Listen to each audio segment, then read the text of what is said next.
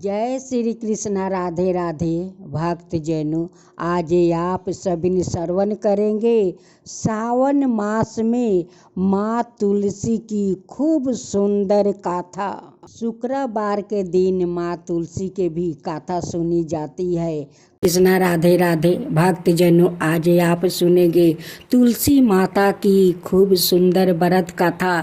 तुलसी माता एक छोटी बच्ची के रूप में एक अद्भुत और दिव्या कथा, एक करुणा चमत्कारी और सीख देने वाली पौराणिक कहानी। बहुत पहले समय की बात है, जब धरती पर पाप और अन्याय बढ़ते जा रहे थे, तब देवी तुलसी ने यह निश्चय किया कि वो एक विशेष उद्देश्य से पृथ्वी पर अवतरित होगी। लोगों को सच्चे प्रेम, करुणा और माँ की महिमा का ज्ञान कराने जाएगी। उत्तर दिशा में बस एक शांत और हरियाली सी भारा गांव था। बर्जपुर। वहाँ एक साधारण ब्राह्मण रहते थे, जिनका नाम था धर्मदत्त।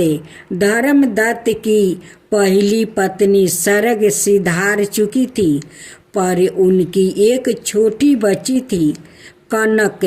कनक केवल 5 वर्ष की थी और उसके चेहरे पर गजब की चमक थी, मानो कोई दिव्या तेज उसमें छिपा हो। धर्मदत्त ने कुछ समय बाद दूसरी शादी की। उसकी नई पत्नी चंद्रकला बाहर से सुंदर थी, लेकिन भीतर से वो कठोर, ईर्ष्यालु और क्रूर थी।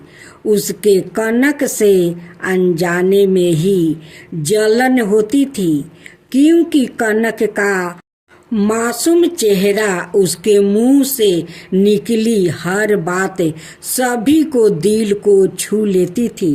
कनक थी कोई साधारण बच्ची नहीं थी। कनक असल में देवी तुलसी माता का ही एक अवतार थी, जिन्होंने बालिका का रूप धारण कर इस पृथ्वी पर जन्म लिया था। उनका उद्देश्य था एक क्रूर सौतेली माँ के हृदय को सच्चे ममता में पिघलाना और समाज को यह दिखाना कि माँ वो नहीं जो जन्म दे, बल्कि वो होती है जो प्रेम और सुरक्षा दे। सौतेली माँ का अत्याचार। चंद्रकला कनक से दिन भर काम करवाती थी।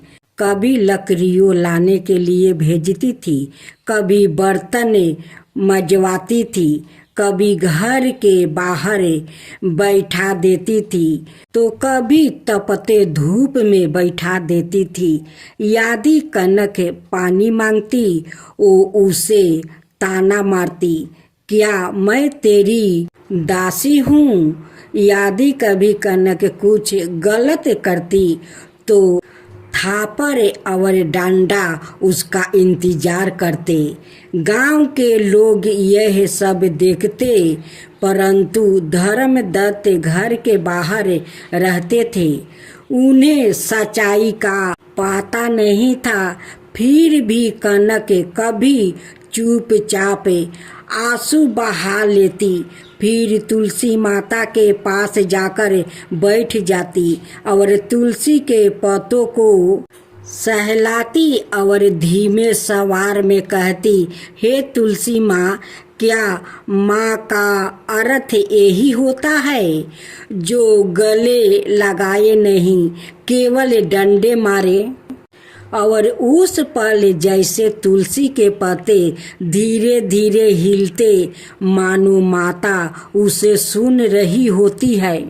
एक दिन चंद्रकला ने क्रोध में आकर कनक को झाड़ियों में धक्का दे दिया।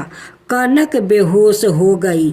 पूरा गांव इकट्ठा हुआ, पर जब सब उसे उठाने ही वाले थे तभी एक तेज प्रकाश फैला।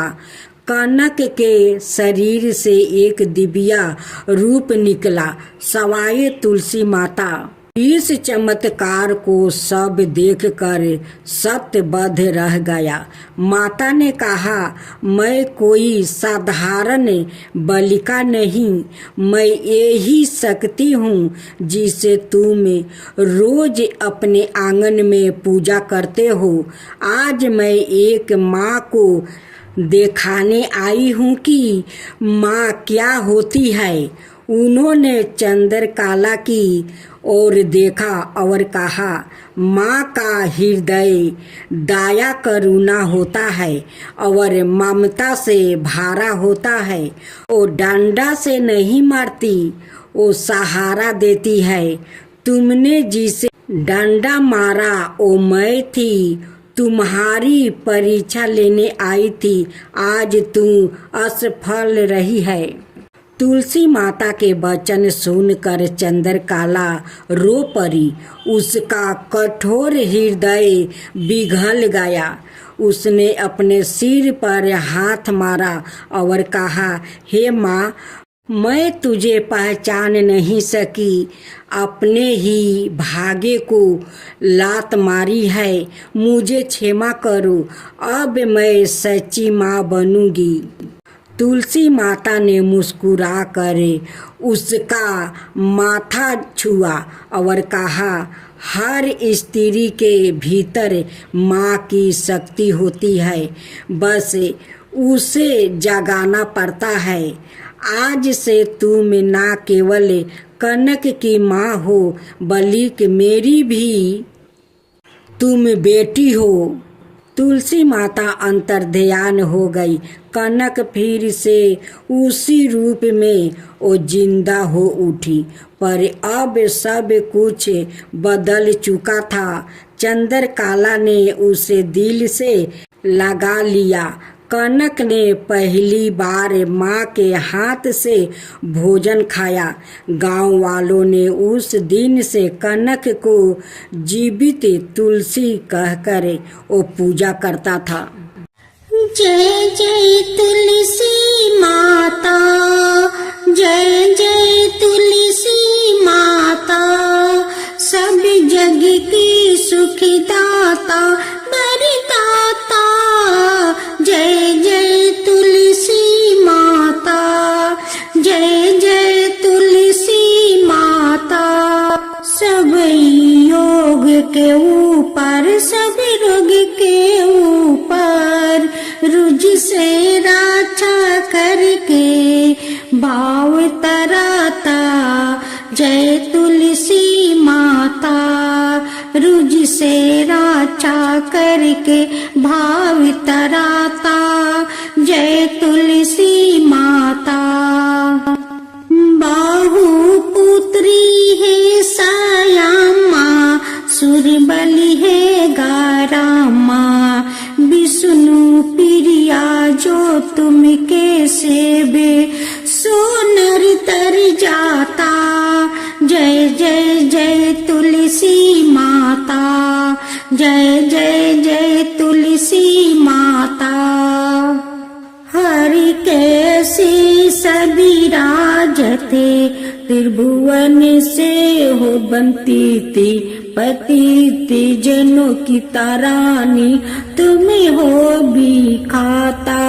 जय जय तुलसी माता, जय जय तुलसी माता। लेकर जन्म बिजन में आई, दिव्या भवन में मानव लोगी तुम्हीं से सुख सनपति पाता। मानव लोग तुम्हीं से सुख सनपति पाता। जय जय तुलसी माता, जय जय तुलसी माता।